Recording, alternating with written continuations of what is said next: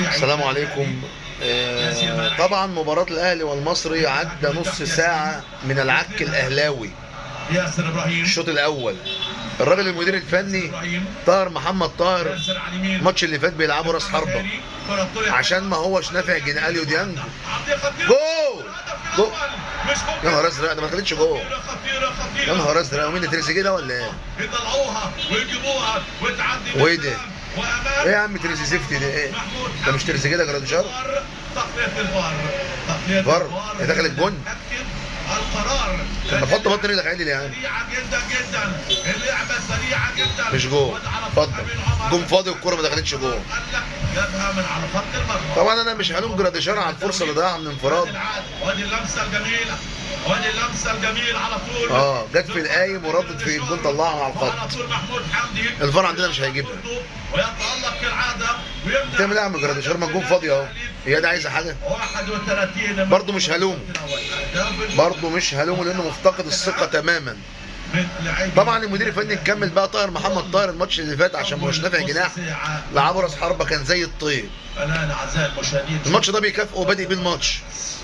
طب احنا اشترينا محمد شكري عشان محتاجين باك شمال. كوكا اتوقف، قلنا بركه يا جامع، لعب شكري. كوكا خلاص الايقاف راح، يقعد شكري ويلعب كوكا تاني.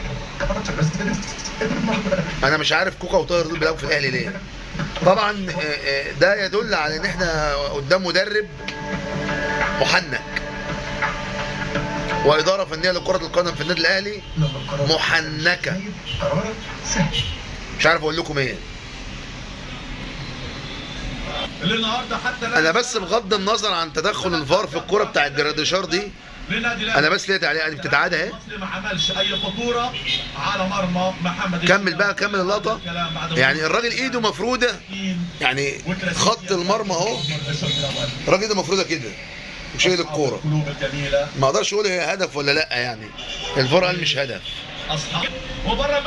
هو طاهر بيعمل ايه في الكوره دي؟ هو بيعمل ايه طاهر؟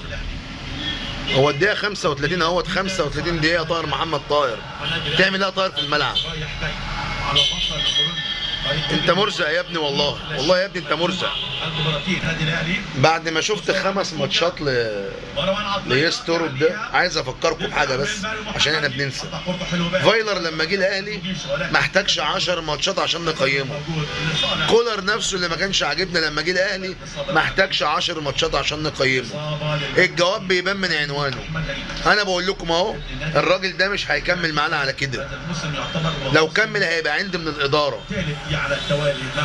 الفرقه ما بتضغطش، الفرقه مش مستحوذه.